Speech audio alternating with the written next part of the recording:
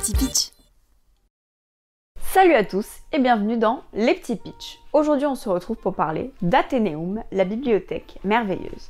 C'est un jeu de draft et d'agencement. Une partie dure environ 30 à 45 minutes, c'est pour les 10 ans et plus et ça se joue de 2 à 5. Le contexte. Vous êtes des étudiants en magie et vous avez pour immense tâche, d'organiser la bibliothèque merveilleuse. Vous êtes un peu des larbins, mais vous avez un truc avec les bibliothèques. Vous adorez passer vos week-ends chez Ikea, donc c'est ok. Vous devrez concilier obéissance aux consignes, vos préférences littéraires personnelles, l'éclairage de vos étagères et surtout surveiller vos camarades. En bon faillot, vous ne voulez surtout pas que les autres élèves se fassent remarquer pour leur bonne organisation. Non. Le but du jeu, avoir le plus de points de victoire à la fin des 2 études. Comment jouer? Vous allez remplir des étagères avec des livres. Jusque-là, rien de bien sorcier. On commence par l'étude A. Tous les joueurs ont 6 cartes en main et à chaque tour, ils vont en jouer une, qu'ils mettent face cachée et révèlent en même temps.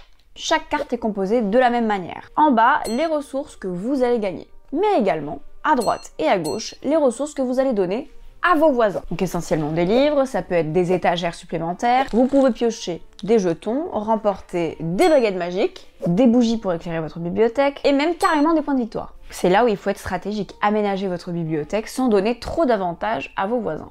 Et ouais. Une fois tout résolu, vous passez le paquet à votre voisin et on recommence la même opération. L'étude A est terminée, on fait la même chose avec l'étude B.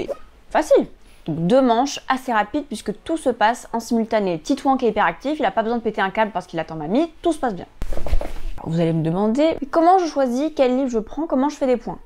Calmez-vous, j'y viens. Il y a plusieurs manières de remporter des points de victoire, c'est ça qui est très sympa. Vous avez d'abord chacun une couleur de prédilection. À la fin de la partie, pour chaque livre de cette couleur qui se suivent, vous remportez un point. Autre stratégie, il y a des objectifs de configuration précises. Si vous arrivez à les remplir, vous pouvez utiliser une baguette magique pour remporter des points de victoire. Donc c'est ces 2 aspects qui vont faire que vous allez choisir des livres plus que d'autres. Quand vous placez un livre dans un compartiment, il doit toujours être adossé à un mur ou à un autre livre. C'est pas parce que vous êtes dans une école de magie que les lois de la physique vous passent au-dessus. Wingardium Leviosa, non.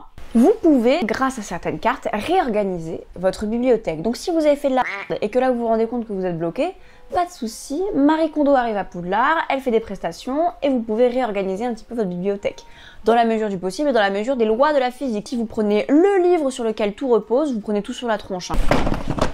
Les dos des livres sont truffés de petites références à l'univers fantastique. C'est le même principe qu'Ex Libris si vous connaissez le jeu, mais version beaucoup plus light et vraiment plus facile à jouer. C'est un jeu français créé par l'Atelier, donc un collectif d'auteurs et de game designers, un univers hyper immersif. On passe un très bon moment. En tout cas, j'espère que ça vous a plu et que ça vous aura peut-être donné envie de tester le jeu. Si vous voulez voir encore plus de vidéos sur les jeux de société, n'hésitez pas à vous abonner à la chaîne de Regames. Ciao!